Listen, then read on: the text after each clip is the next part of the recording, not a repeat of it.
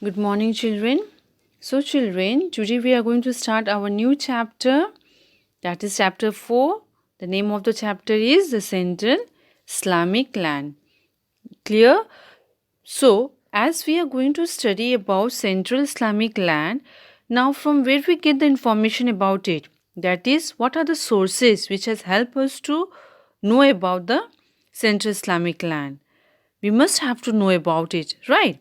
So, history of Central Islamic land, that is from between 600 and 1200, is based on many sources. The first one was the Chronicles, which was also called Tawarik. Second is called semi-historical work, which include bibliography of the great person, records of saying and doing of prophet, Pegambar, Hadith, commentaries on the Quran, Tafsir. Clear? So these are the semi-historical work. Third source is our document, that is a legal text, which is a written record, literary work like the stories and poem. When we go through the stories, when we read the stories or the poem, we get to know about our past. Clear? Now, fourth source is our travelers. That is a traveler. They have visited a place, and when they visited a place, they must have written something, and the leftover record of the traveler has helped us to know about our past. Clear? Now, apart from that, geographical area also was being studied, through which we came to know about the Central Islamic land. Clear? Now we will move on to our first topic of this chapter, that is the rise of Islam in Arabia. Clear? Now the rise of Islam. Before we study, let us know about what was the condition of the Arab before Muhammad. Now, before Prophet Muhammad, Pegambar, the Arab were divided into tribes. Now, what are the tribes? Tribes are the society organized on the basis of blood relationship. The Arab tribe were made up of clans or combination of large family, and they used to live in Kabila. Now, when they used to live in Kabila, they used to have a head, that is a chief, which was been chosen on the basis of family, and they, that is the head of the Kabila, was known as Sheikh. Clear? And there were many tribes who were nomadic, who used to move from one place to another. They used to have their own god and goddesses, and they used to worship their own idol. Clear? Now the most important is we will study about Makkah. Now it was settled in the city where Prophet Muhammad Pegambar used to live, and he used to control the main shrine of Makkah. And the structure of Makkah, it was like cube-like structure called Kaaba, in which idol was placed inside the Kaaba, and the tribe who used to live outside the Makkah city or in the city of Makkah in Kabila, what they used to do? They used to place their own idol at the shrine, that is at Kaaba, and make, or we can say regard, Kaaba as a holy place, and they used to visit the Makkah, the Kaaba, the holy place, once in a year, which we known as Hajj. Right? I think you all must have heard about it. Now the tribe, they used to live in the city, and even the Prophet Muhammad, who used to live in Makkah, he used to control the whole Makkah, and outside the Makkah also, the people who used to live, they used to come to Makkah to visit Kaaba, which has become the holy place of their religious, and it has become a famous place to visit. Clear? Now the importance of Kaaba is that it was located inside the Makkah and was a religious place too, whereas if anyone used to visit Kaaba, they has to pass from the place Makkah. So from other part also, people used to come to visit the holy place, and in this way Kaaba become very famous, whereas Makkah was located at the crossroad of a trade route, from where the traders, merchants, they used to pass. When they used to pass to that place, they used to visit the Kaaba, the holy place, clear, which was located on the crossroad of a trade route between Yemen and Syria, which added to the importance of the city. Clear? Now in Makkah Shrine, the most important thing is to notice is that violence was totally forbidden. Clear? And even to all the visitor who used to come to visit Kaaba, protection was been given to them. Now the pilgrimage and the commerce gave the nomadic, that is the one who used to travel from one place to another, and even to the settled tribes of Makkah an opportunity to communicate with one another and share their belief and custom. Clear? Now, the Prophet Muhammad Paigambar, who used to live in Arab and by profession he was a merchant. When he saw that different religious idol, that is different tribal was having different god, when he saw in Kaaba that different tribe people they have placed their different idol, then he realized that he himself lived in Arab. In Makkah by profession he was a merchant, belonged to Quraysh Kabila. Then he realized that we should have one supreme God, that is Allah, and he declared himself as a messenger of God, and he started to preach that Allah alone should be worshipped. Clear? As he saw people worshipping different God in different form, so he said that he was been sent by God as a messenger, as a God messenger. Now he preached to the people that we should worship God in simple form, and we should have or we should follow simple ritual, like we should offer prayer daily. Clear? We should have moral principle like to give or to distribute alms to the poor or to the needy people. We should not steal anything, that is abstain from the theft, from the robbery. Okay, so that was the principle which Muhammad has, that is the Prophet Muhammad has given to the people.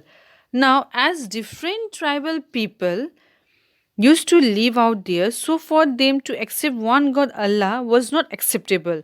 So for this, dispute has arose. So Prophet Muhammad alone cannot spread this message.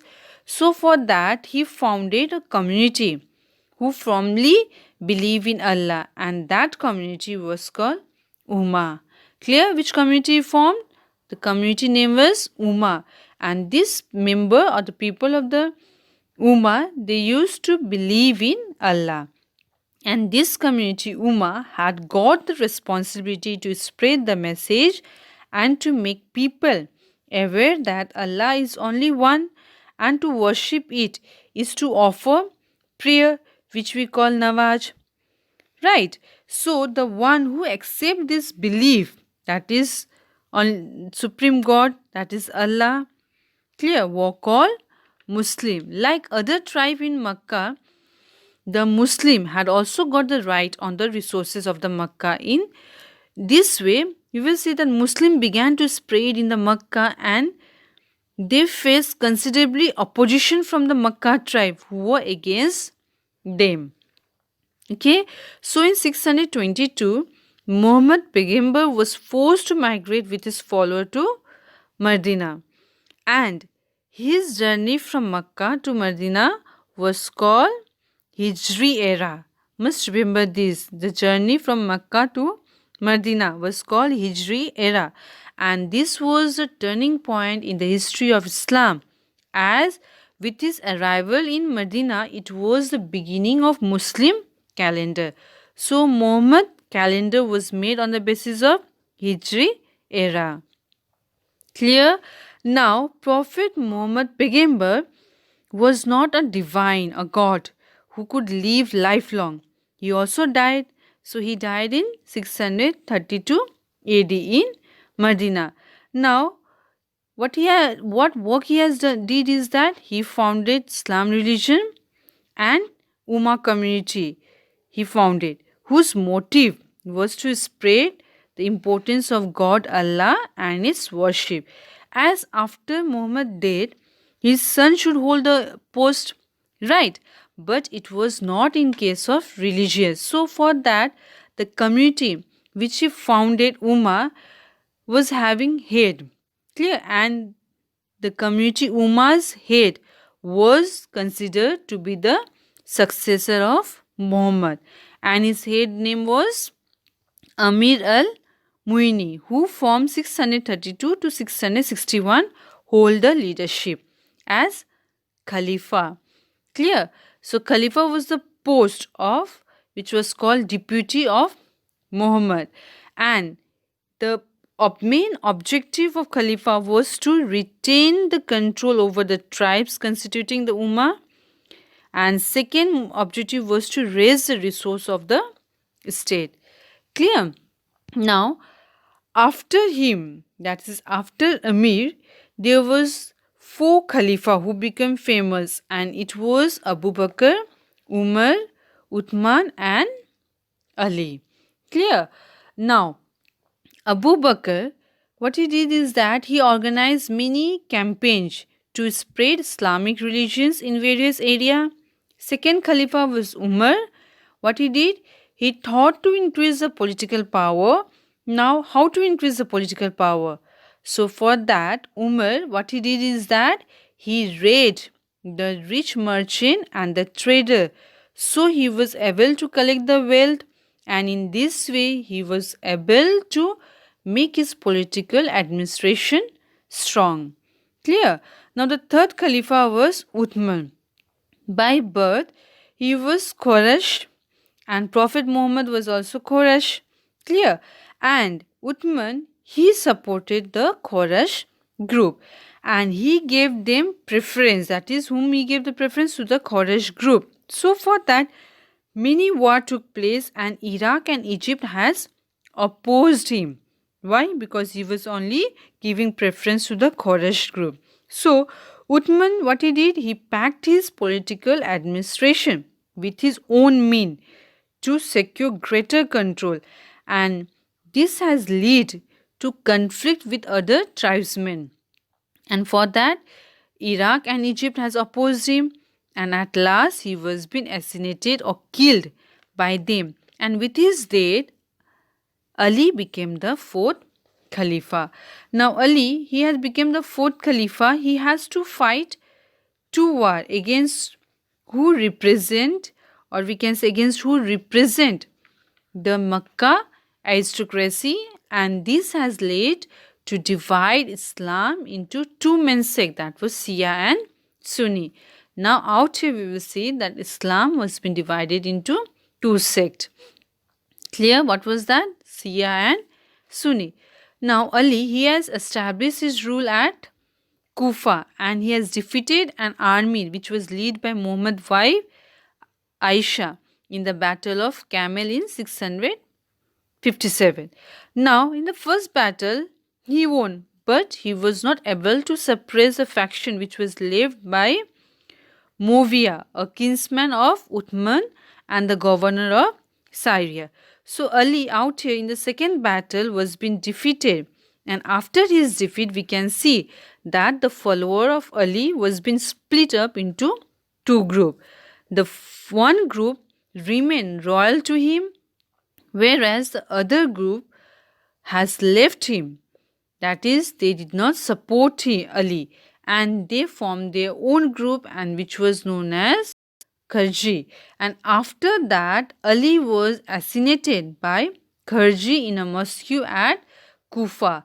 Now, after his death, that is after the death of Ali, his follower has paid allegiance to his son Hussein and his descendant. And Muawiyah made himself the next Khalifa in 661. Clear? And he has founded the Umayyad dynasty, which was lasted till 750. Now, after the civil war, it appeared as if Arab domination would disintegrate, but it was under the Umayyad dynasty a prosperous clan of Quraysh tribe exit, and that the second round of consolidation took place. Clear? So children, till this much must go through your book. Thank you.